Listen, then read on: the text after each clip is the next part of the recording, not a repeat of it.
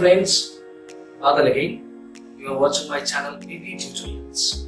Today we shall talk about Dust of Snow. This poem falls in Cbse class 10, and this is the first poem.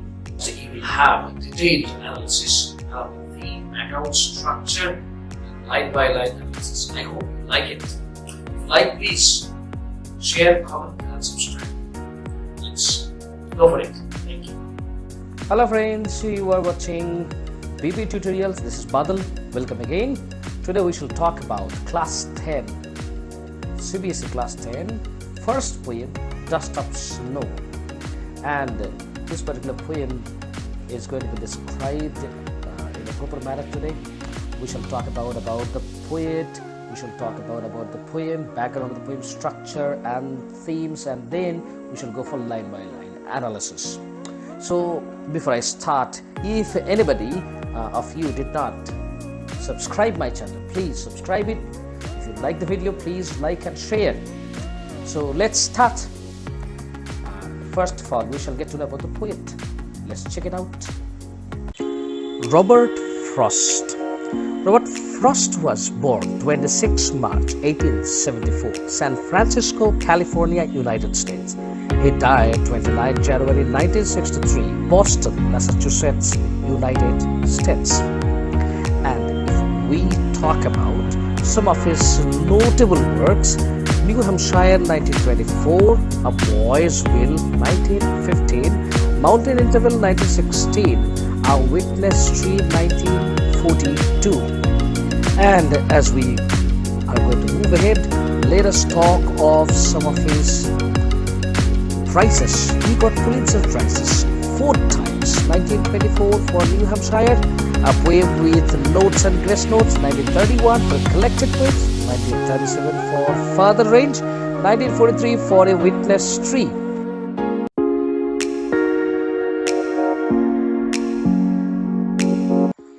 In the given stanza, the poet has presented a picturesque image of winter's day when all the treetops were covered in snow. The poet is upset and sitting under one such tree which is covered with snow. And a crow, which is symbol of creativity, perched on the same tree suddenly, and because of a sudden motion, the mass of snowflakes atop fell down on the poet like rain. This act of crow can also be taken ironically as a negative symbol, such as crow does a beautiful job of shaking the white snowflakes, helping in changing the depressed mood of it. In the second stanza, the poet explains to us exactly in what way the falling of snowflakes had an effect. He says that it changed his mood. He had been depressed and gloomy, and the snowflakes falling on him all of a sudden gladdened his heart. The soothing and cold touch of the snowflakes changed the poet's mood from sad to happy. He felt much refreshed now. In this way, a simple moment proves to be very significant and saves just a day of poet from being wasted and held in regret. He had decided in his mind that that particular day would go to waste. However, the shower of the dust like snow on his shoulder changed his mood. It made him feel that the day had not been a complete waste. At least some part of the day had been pleasant, since it had given him new experience that he could treasure. Background of the poem: Dust of Snow, written by Robert Frost. It was first published under the title Favor in the London Mercury in December 1920. And later on, it was reprinted under the title Snow Dust in Yale Review in January 1921. And to this, later on, Dust of Snow was at last added in collected works in the book New Hampshire, 1923, which won for him the Pulitzer Prize.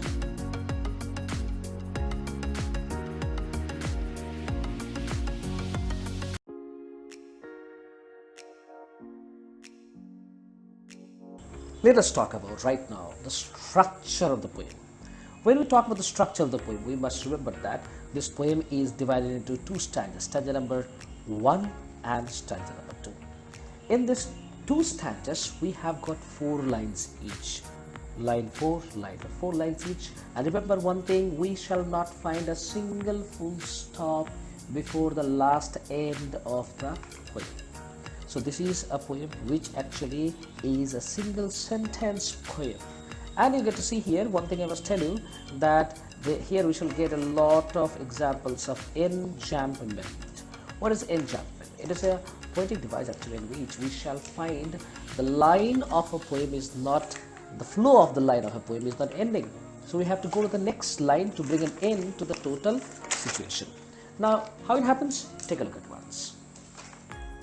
So the way it happens, it is actually, see, the way a crow shook down on me the dust of snow from a hemlock tree has given my heart. So every line has to finish there in the next line and then in the next line. So it goes on with flow from one line to the other and the other to the other. This is called an enjambment. Well, if we talk about the poetic devices more in here, so we have got example of alliteration. You can see here saved some, both begin with ss. So this is an example of alliteration. And if we talk about other figures of speeches that are used in here, we can say there is of course a metaphor. How metaphor? You can say here the dust and snow. Snow has been compared with dust. So this is an example of metaphor where indirect comparison is made to different things, between two different things. So this is an example of metaphor. And when we talk about the rhyme scheme of the poem, this is very simple and easy rhyme scheme that poet has followed here. It is like that: crow A, me B, snow A, tree B, A, B, A, B. Similarly, we shall find in the next stanza even A, B, A, B, heart, mood, part, rude. To add to this poem, I must tell you that there is clear usage of antithesis. We can see in the last 2 lines, we have the usage of contradictory words, making a balance in the sentence and as well as in the sense. Saved and rude. These 2 are contradictory words which are meaning exactly the opposite. That's why we must consider this particular saved and rude as an example of antithesis. Apart from that, I must tell that this poem is in iambic metaphor. In iambic form it is, where first part of the syllable is not stressed and second part is stressed. So this formation is found in this poem.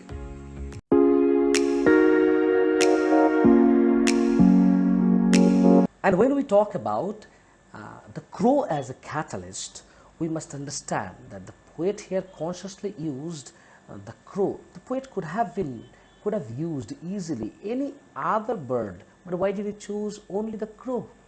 It was because the poet wanted to bring a shock, a contrary shock, unexpected shock, and which will deal in irony.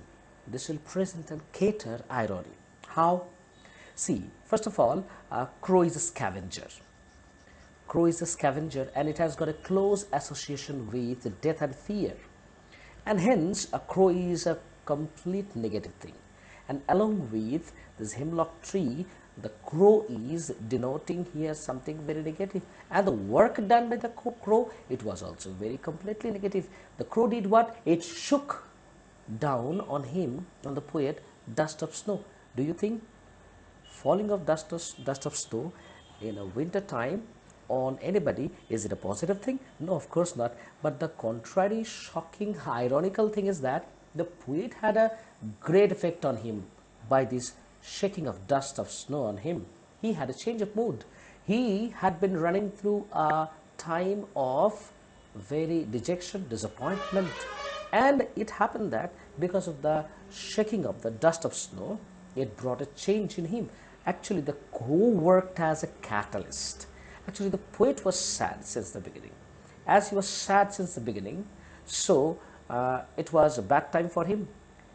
His journey from the sadness to happiness, it had been accelerated, or the work of a catalyst was done by the crow. The crow actually did the work of shaking dust of snow on him, and that actually brought a kind of change in him, and the change was positive, which brought happiness in the poet. So it can be said that the crow is used here as to cater irony, as well as the crow worked as a catalyst.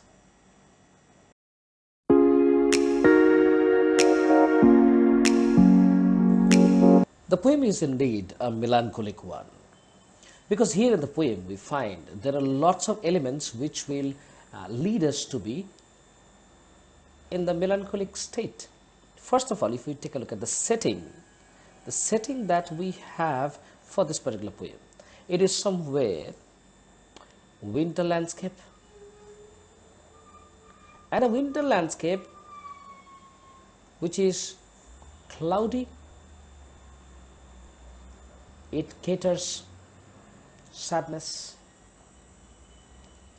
A cloudy atmosphere is going to be a little dark, which even caters sadness. And the poet is shown that the poet is standing under a hemlock tree. Hemlock tree is a poisonous tree. As it is a poisonous tree, so this even caters something melancholic. And then we have a crow.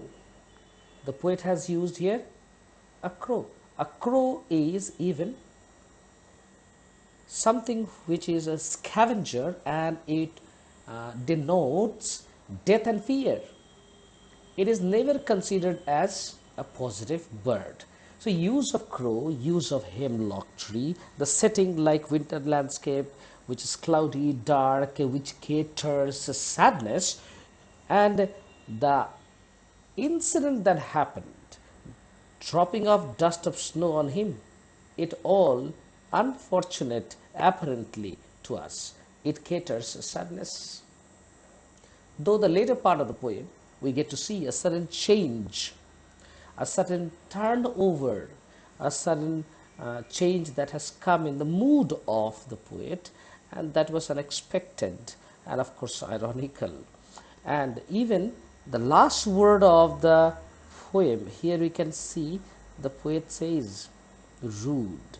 That means what he had spent in regret, the day he had already spent in regret, the part of the day which was already over, he had spent in regret. So these word also caters something sad. So in a way, the theme of melancholy is well established in the poem Dust of Snow.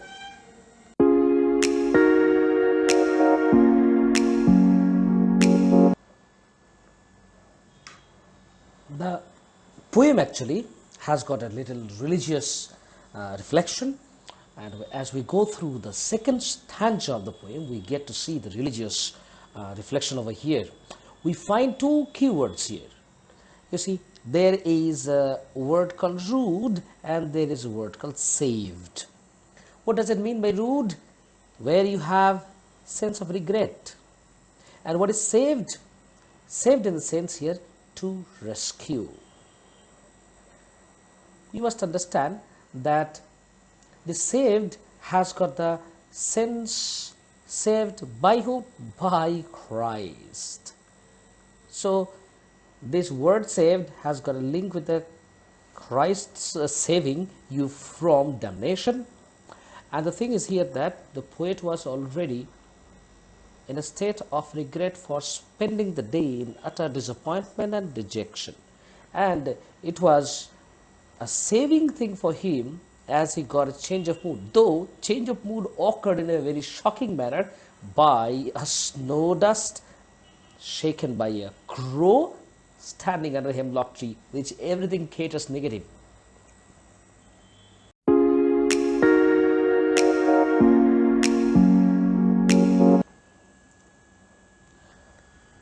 Hemlock tree as a symbol. This is a very wise way Robert Frost used hemlock tree. There could have been any other tree. Could have been oak tree. There could have been a pine tree. There could have been a maple tree. He could have used any other tree, but he did not use any of the trees.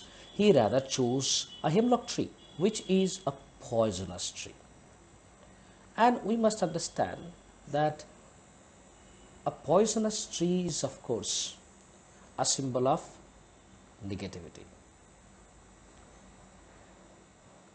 And as it is a symbol of negativity, so the poet has used here consciously so that the change, it looks apparently impossible, and the change, when it happens, it seems to us to be ironical.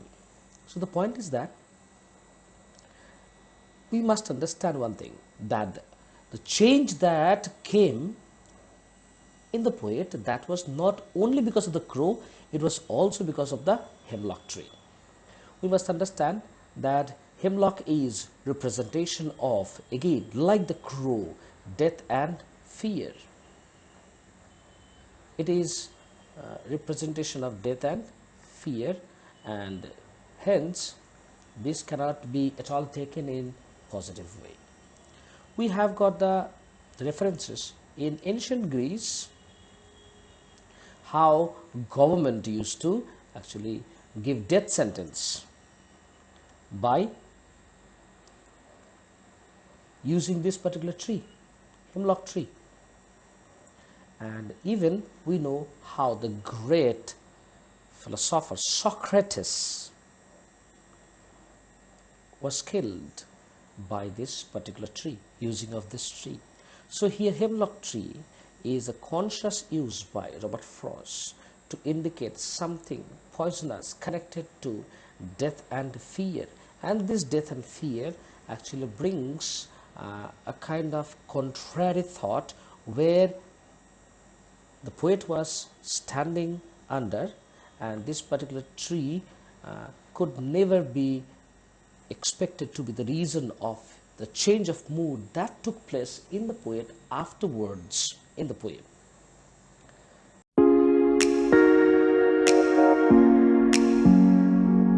Let's start this line by line analysis of the poem Dust of Snow. Already we have got to know a lot of the other things over here about the poet. We got to know about, of course, we have got to know about the poem, about the background of the poem, structure of the poem, and various themes we have got to know. Now let's talk about Dust of Snow by Robert Frost, line by line analysis. I hope this is going to help you out. Okay, you see here, the poem begins.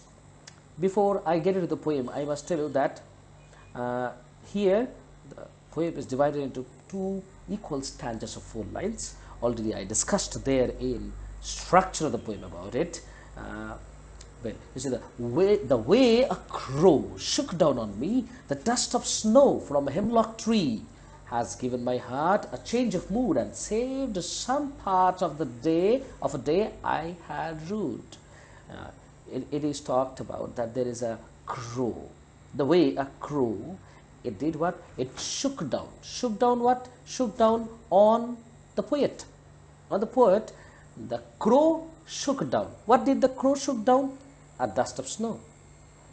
We know the crow was sitting on a hemlock tree, and the crow, which itself was symbolical representation of negativity, and the hemlock tree, which is also a symbolical representation of negativity, and the crow sitting on the hemlock tree shook down on the poet dust of snow, and this should have been something negative. But ironically, this did not turn out to be a negative thing. Rather, it changed. What it changed? Has given my heart a change of mood. And these a shaking of snow on the poet, this has given the heart of the poet. What did it give to the heart of the poet? A change of mood. There was a change in the mood. Remember this. What kind of mood it was? Of course, the mood was a negative one. Since long, the poet had a negative mood. The mood which was, or whatsoever till then, till the point of shaking the snow on him, it was a bad one. How do we understand this? You see, the poet says at the last line, I had rude. What does it mean by rude? The rude meaning here is given at the bottom of the poem. In the meanings you can see, held in regret. That means something which he had already spent in negativity, in disappointment, dejection, and this sense or state of being rude is changed here. How did it get changed? And it was changed by the hemlock tree and the dust on the hemlock tree, which was shaken by the crow, and it fell on the poet, and the poet was so much startled, shocked, bewildered that it brought a change. And the change is actually a negative, positive one. And the change that we have in the poet, it is a positive change. And it actually has done what? Saved some part. You see, saved has got and biblical allusion, of course. We know this one, that already the themes we discussed, how religious sense comes. It is saving that has got the religious point of view, but here indirectly, though it might have religious point of view, apparently it seems that this has saved some part of the day of the poet. So one thing we can say, that the poet had been in the midway of the day. I mean that the occurrence of falling of the snow on him did not happen in the morning. It did not happen in the morning. It is not a morning act. Neither it was there the act of the day. It might be somewhere after the day or afternoon time. And after morning, after the day, afternoon time, the incident took place, and these rest of the day, this part of the day was saved. And it was saved by the crow, of course. Thank you for watching.